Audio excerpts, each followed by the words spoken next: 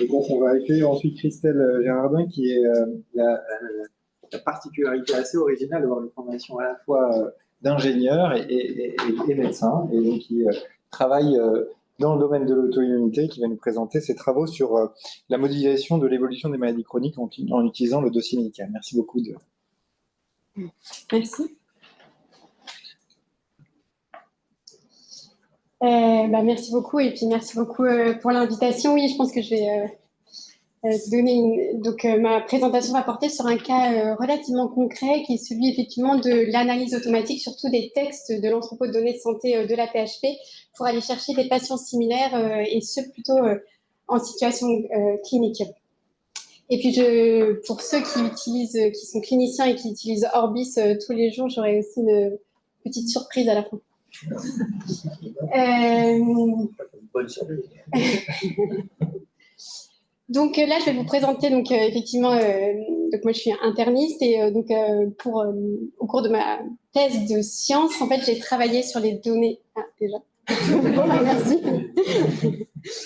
J'ai travaillé sur les données de l'entrepôt de données de santé de la PHP et ce qu'on a proposé comme projet avec mon directeur de thèse, qui est le professeur Fabrice Cara de l'Institut Pierre-Louis de Santé publique, c'est de développer un prototype qui extrait automatiquement des patients similaires en contexte clinique pour nous faire de l'aide à la décision thérapeutique. Donc, un peu de répondre à la question qu'est-ce qui s'est passé pour un patient comme le mien.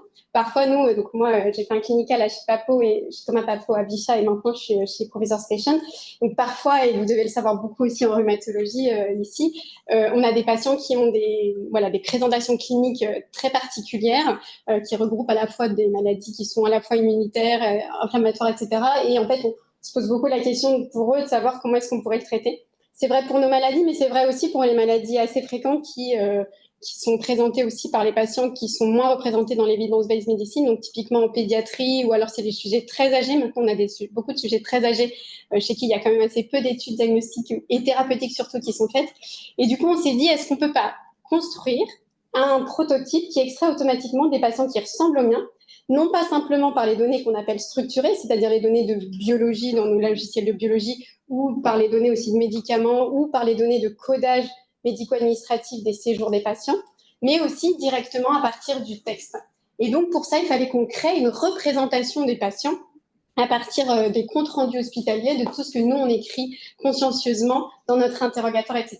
Et donc, on a voulu faire une preuve de concept sur 4 maladies que vous connaissez bien, donc le lupus érythématosystémique, la maladie de Takayasu, la sclérodermie systémique et le syndrome des antiphospholipides, qui sont des maladies auto-immunes pour la plupart d'entre elles, sauf pour la maladie de Takayasu, qui est une maladie inflammatoire, donc sans immunoglobulines repérées à ce jour. Donc, comment est-ce qu'on a voulu créer ce prototype? Donc, en fait, l'idée, c'est de se dire qu'on est en staff pluridisciplinaire actuellement et qu'on a un dossier patient qu'on n'arrive pas à résoudre ou pour qui on se pose vraiment la question de savoir quelle thérapeutique on veut donner. Et donc, l'idée du prototype, c'est d'aller chercher automatiquement dans toute la base de données de l'entrepôt de données de santé un ou des patients similaires, donc qui présenteraient les mêmes symptômes, les mêmes antériorités, les mêmes traitements éventuellement avant, et de savoir pour ces patients similaires qu'on a retenus avec une certaine distance, qu'est-ce qui leur est arrivé, avec une cohorte rétrospective à la fin, qui décrit vraiment ce qui s'est passé pour ces patients, avec une description de la cohorte, avec aussi les mots qui sont très fréquents dans les textes qui sont expliqués, et puis aussi, en fonction des traitements, quelles sont les complications et quels sont les devenirs. Voilà, donc c'est ce prototype-là que je vous présente aujourd'hui. Donc on l'a développé sur cette cohorte de 4 pathologies, donc comme je vous l'ai dit tout à l'heure. Donc on avait à peu près en tout 30 000 patients. Et donc comme on savait comme je savais déjà que j'allais travailler sur les textes, on avait aussi donc plein de comptes rendus associés à ces patients sur lesquels on a pu ce qu'on appelle fine-tuner, c'est-à-dire utiliser un modèle de langage qui existe déjà sur étagère, comme l'a dit ma collègue tout à l'heure, et qu'on a réentraîné plus spécifiquement au langage de médecine interne, à la langue de la médecine interne. Voilà. Donc, ce qu'on a fait exactement, c'est qu'on s'est dit, tiens, qu'est-ce que c'est qu'un patient? Donc, dans mon dossier patient, j'ai tous mes symptômes.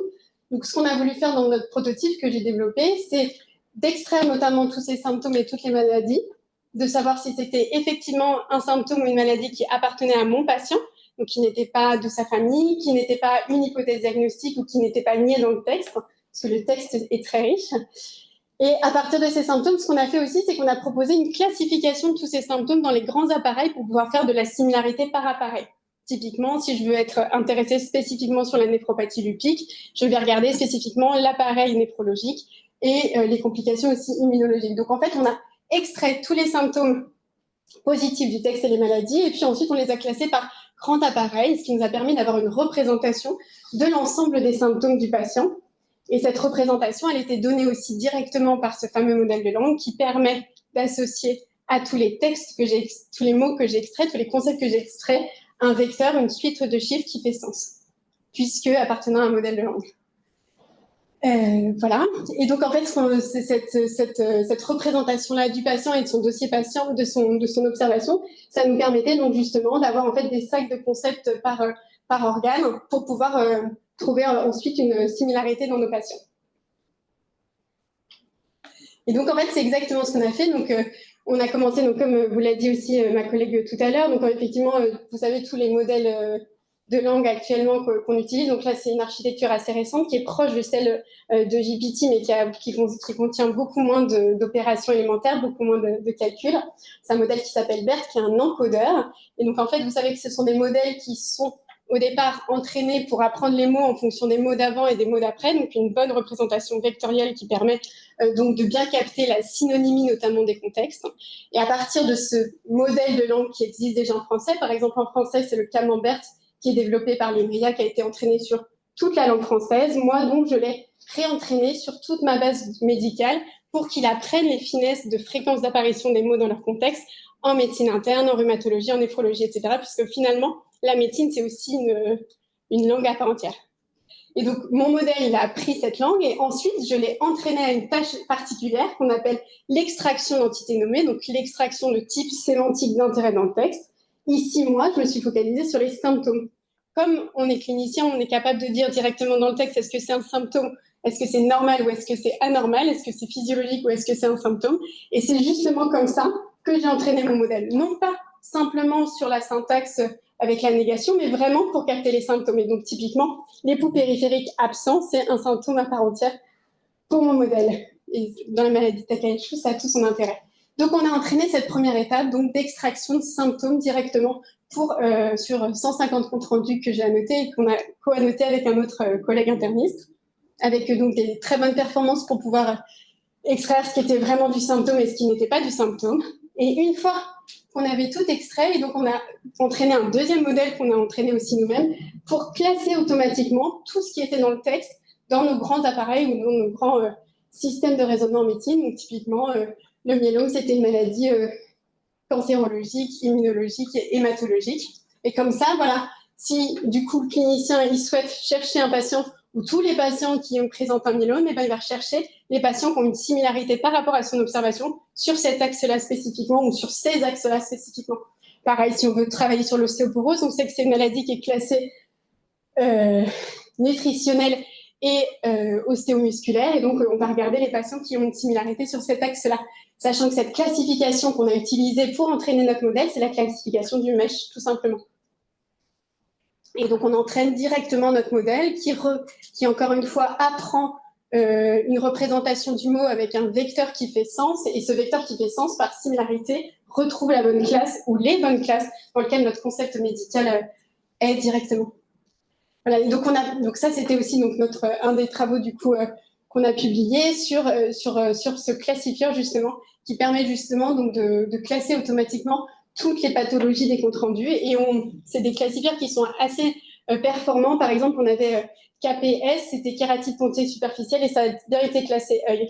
Donc après, cet outil d'extraction et de classification, si on l'applique sur l'entrepôt de données de santé, par exemple, et sur tous nos comptes rendus, on peut capter un peu automatiquement, par exemple, tous les patients qui ont une maculopathie ou plaquenile, etc., etc. Donc, c'est un algorithme qu'on va mettre actuellement à disposition à l'entrepôt de données de santé pour les autres porteurs de projets. Voilà, donc maintenant que j'ai fait l'extraction et la classification pour mon patient, il me reste à calculer une distance. Et ça, je ne vais pas rentrer dans les détails techniques, mais c'est une distance de distribution, puisque un patient n'a pas le même nombre de symptômes ou de maladies par classe. Il y a par exemple, si je prends l'exemple de la classe cardiovasculaire, je vais avoir des patientes lupiques qui font des infarctus du myocarde, et si c'est une observation d'infarctus du myocarde, on va en parler beaucoup, et il y aura beaucoup de termes label cardiovasculaire, et en face de ça, j'aurai juste une patiente qui a une hypertension artérielle, donc un terme cardiovasculaire. Et je vais vouloir faire une distance entre ces deux distributions de termes. Et du coup, pour ça, j'utilise la distance de Wasserstein ou la distance du Cantellier, donc qui sont une distance de distribution tout simplement, pour pouvoir retrouver les patients similaires.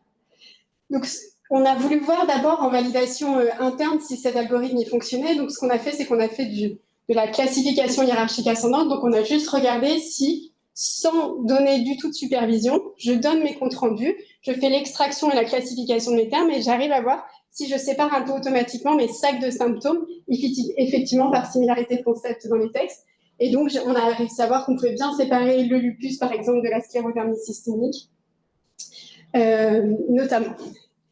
Donc ça, c'était une validation interne. Et puis ensuite, on a voulu faire une validation externe. Donc, j'ai mis à contribution un autre collègue interniste qui, lui aussi, a annoté plein de comptes rendus pour savoir si dans le compte rendu, il y avait positivement certaines maladies qui, en plus, ne sont pas toujours codées SIM10. Donc, par exemple, l'ostéoporose chez nos patients qui ont beaucoup de corticothérapie. Et on a voulu voir si, effectivement, les patients similaires avaient effectivement une faible distance sur l'axe que je vous ai dit tout à l'heure, nutritionnel et ostéomusculaire, si on arrivait à regrouper automatiquement, correctement, ces patients qui avaient tous une ostéoporose. Et donc, c'était effectivement le cas. On a fait le même travail pour la néphropathie lupique. Donc, encore une fois, il lisait tout le compte-rendu, il vérifiait s'il y avait positivement ou non dans le texte une néphropathie lupique et il la notait. Et puis, moi, ensuite, je passais tout l'algorithme et je regardais si les patients étaient bien proches dans l'espace dans ce contexte-là. Ce qui était le cas. Et du coup, à la fin, on a développé une interface pour pouvoir permettre de mettre cette observation, l'observation de mon patient que je souhaite traiter, la rentrer automatiquement dans le système et puis regarder automatiquement avec toutes les autres observations quels sont les patients les plus proches, notamment par exemple, si je réfléchis sur la néphropathie lupique, avec la dimension urogénitale et immunitaire pour retrouver tous les patients qui ont la néphropathie. Et ce qui est intéressant, c'est qu'en fait, d'une part, c'est vrai qu'on a quelques synonymes en médecine, mais en fait, on parle toujours un peu de la même façon. Et par exemple, pour la glomérulonéphrite classe 5, on l'écrit toujours un peu comme ça dans les textes, donc on arrive vraiment à capter finement les patients qui ont tous une classe 5, par exemple, au même endroit dans l'espace vectoriel, et donc à retrouver exactement ce qui se passe pour eux. Ajouté à ça, on a développé avec mon doctorant un PAP qui vient de sortir sur l'extraction des informations de biologie et de médicaments dans les textes, parce que c'est pareil, en fait, actuellement, dans les données structurées, on a les biologies actuelles, on a les prescriptions actuelles de l'hospitalisation, mais nous, en tant que rhumatologue ou interniste, on raconte un peu toute l'histoire des traitements, toute l'histoire des biologies, l'antériorité des positivités des anticorps et tout ça. Et du coup, nous, on a voulu capter aussi ça dans le texte. Donc pour ça, on a fait un algorithme un peu différent. Il y a toujours, l'extraction, il y a toujours l'extraction du terme de biologie. Il y a toujours l'extraction aussi du terme de médicament, cette fois au type de médicament. Mais associé à ça, ce qu'on applique, c'est pas un algorithme de classification, c'est un algorithme qu'on appelle de normalisation. C'est-à-dire qu'on a un autre algorithme, toujours basé sur un transformer, toujours basé sur une suite de chiffres associés à des termes. Et cet algorithme, il nous permet de automatiquement retrouver le code unique international de ma prise de sang. Donc, l'hémoglobine, c'est un code LOINC, etc., etc. Et pareil pour les médicaments, on a un algorithme qui nous cale tous les termes au code ATC, ce qui fait qu'on peut sortir automatiquement, par exemple, tous les patients qui sont sous cortensile. Et grâce à ça, typiquement, on a pu retrouver dans nos cohortes de patients qu'effectivement, donc là, je vous montre je suis désolée, ça, bref. Donc, je vous montre le tableau, par exemple, pour les patients qui avaient un lupus, de tous ceux qui avaient les données des anticorps antinucléaires, donc les fameux classiques, dans les données structurées simplement. Et si j'ajoute l'analyse automatique du texte, c'est-à-dire le fait d'avoir une mention de l'anticorps positif dans le texte, que mon algorithme est capable d'extraire, de normaliser sur le code unique international d'anticorps et d'ajouter l'information de la positivité, on trouve plutôt 71 patients qui ont effectivement un facteur antinucléaire positif. Donc, c'est montrer l'apport de la donnée du texte pour phénotyper mon patient sur les données de biologie. On a fait la même chose pour les anti-SL70, etc. Donc, à chaque fois, l'algorithme, il reconnaît le terme dans le texte, puisque j'ai annoté qu'il a appris à retrouver où il était. Il reconnaît l'information de positivité ou alors quantitative à côté, et il est capable, du coup, de me remapper toute l'information automatiquement. Voilà, et pareil pour les médicaments, donc c'est pareil, il y a l'algorithme qui voit qu'il y a un médicament, puisque je l'ai entraîné, qui est capable d'associer mon code de médicament automatiquement, par exemple à l'hydroxychloroquine, et qui est capable du coup de voir si ce médicament il est bien pris, il n'est pas arrêté, etc. Et du coup, par exemple, pour notre corps de lupus, il y avait effectivement 85% de patients sous hydroxychloroquine, qui est à peu près le chiffre qu'on retrouve dans beaucoup d'études de patients lupiques. Voilà, sachant que c'était vraiment des lupus érythémateux systémiques en grosse majorité. Voilà, donc c'était simplement pour vous donner des exemples de comment est-ce qu'on peut construire un peu manuellement, si j'ose dire, même s'il y a plusieurs algorithmes d'intelligence artificielle, des cohortes de patients similaires. Donc là, on est vraiment à la phase de prototypage et il y a un deuxième étudiant doctorant qui commence et l'étude clinique, elle devrait commencer dans 2 services de médecine interne d'ici 1 an et demi.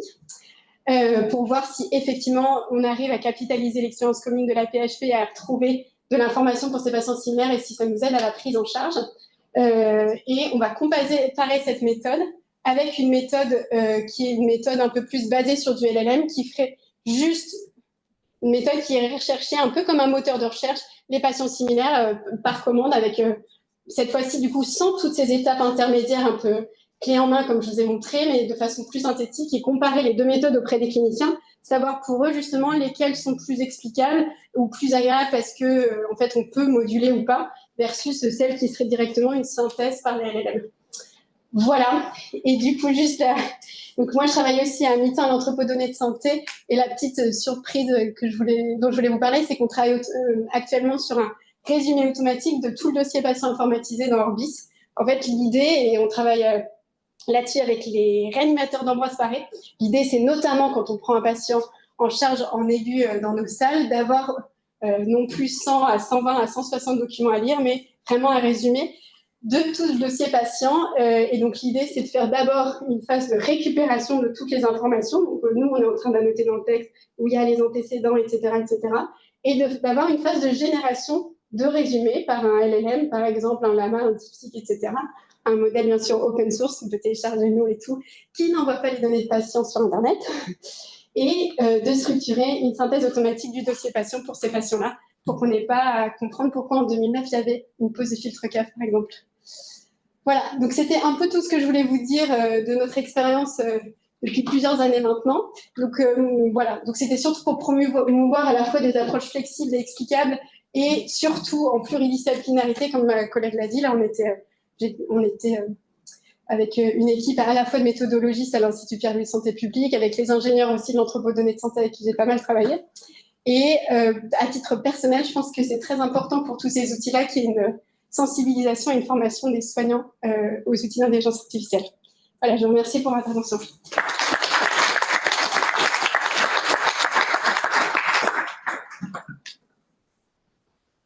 Merci beaucoup, Lisa, pour ce super travail très chronophage et très utile. Hein, si en plus tu le développes pour la communauté, c'est vraiment super. Merci, c'était très clair. En fait, je n'arrive pas bien à comprendre votre tableau dans lequel vous présentez data structurée. Et Ouais. En fait, à gauche, c'est ce que vous obtenez avec simplement vos données structurées. Est-ce qu'il y a eu de l'hydroxychloroquine ou non? Et après, est-ce que vous récupérez des textes.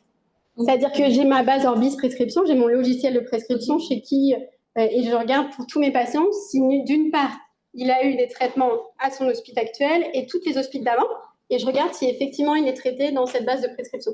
Et finalement, du coup, pourquoi vous en gagnez d'une colonne à l'autre? C'est qu'il y en a certains où l'information n'est pas dans... Parce qu'en fait, nous, nos patients, c'est un peu ce qu'on disait tout à l'heure sur la fenêtre de 3-4 ans qui est peut-être un peu courte pour l'étude des maladies. Nous, en fait, effectivement, quand ils arrivent sur nos premières consultations de rhumato ou de médecine interne, en fait, on refait toute l'analyse de quels traitements ont été testés. Et parfois, ils ont des lupus depuis 1994, ils étaient sous hydroxychloroquine, arrêtés pour maculopathie, etc., etc. Ça, c'est la réponse première, c'est qu'on est beaucoup plus exhaustif quand même dans le texte. La réponse 2, c'est qu'en fait, le logiciel Orbis Prescription a été déployé de façon différenciée, surtout la PHP, donc tout le monde n'a pas. Et la réponse 3, c'est qu'on a aussi des patients de consulte. Donc, quand ils ne sont pas hospitalisés, on ne fait pas de prescription dans un logiciel de prescription et on a l'info que dans le texte. Ok, merci beaucoup. Christelle, merci beaucoup, hein, ça fait rêver. Alors, je reviens à ta question de départ. Finalement, trouver pour un patient donné des patients équivalents qui vont nous aider à choisir le traitement. Donc, demain, on a notre staff de sorte de référence.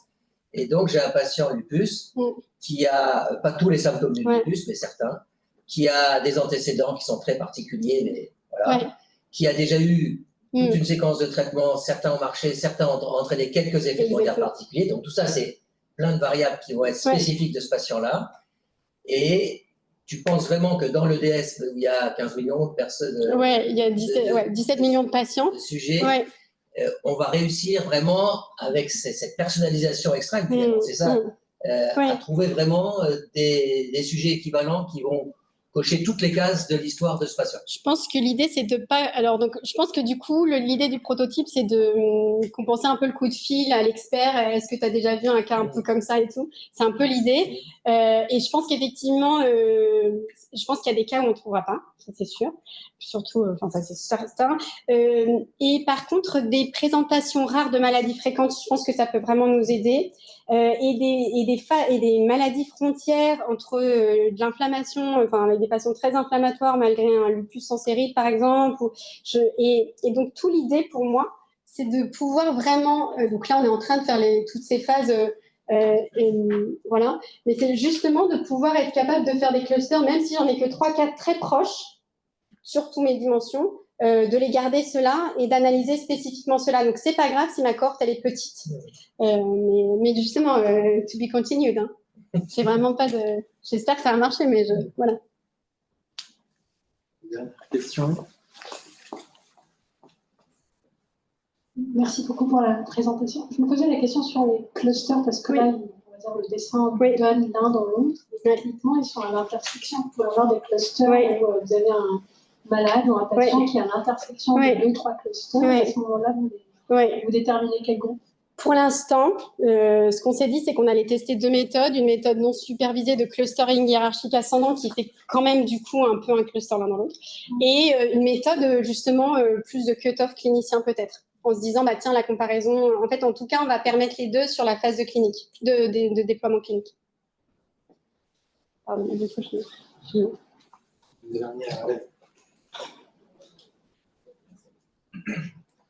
merci pour la présentation. Je travaille sur l'entrepôt moi de Pompidou. Je fais également doctorant sur l'extraction d'informations dans les comptes rendus. Et j'ai une question sur le transformer que vous avez mis en place pour la normalisation. En fait, est-ce que c'est un modèle à part spécifique? C'est quand même un modèle de classification? Non, c'est un modèle à part spécifique. On en a testé plusieurs soit de classification de multiclasse à 1 million. Et là, celui qu'on fait, c'est le modèle qui s'appelle Coder, qui est un modèle qui a été, je pourrais vous en parler après, mais c'est un modèle spécifique qui a été entraîné sur un métathésaurus international qui est l'UMLS. Il est entraîné directement sur la représentation hiérarchique des concepts les uns entre les autres. Et c'est celui qui permet la meilleure normalisation. L'avantage, c'est que dans l'UMLS, il y a des abréviations aussi, par exemple MTX pour méthotrexate et tout. Et du coup, on obtient de meilleures performances qu'une approche dictionnaire? L'approche dictionnaire, on l'a prise pour les médicaments et ça marche très bien. Pour les médicaments, puisqu'on a pris le référentiel interopérable des médicaments. Et on pourra en discuter après. Merci beaucoup, Christelle.